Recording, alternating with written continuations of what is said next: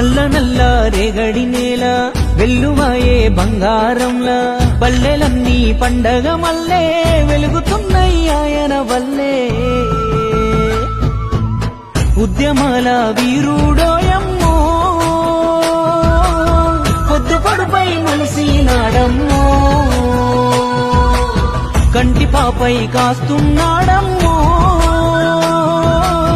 కల్వకుంట్ల చంద్రుడోయమ్మో ఎలగాదమ్మో 20 ఏళ్ల కింద మనతో అయ్యా చెప్పిన మాట నీకు యాదికుందా రాజీలేని యుద్ధం చేసి రాజ్యం తెచ్చిండే వచ్చిన తెలంగాణ రక్షణ కోసం అంకితమయ్యిండే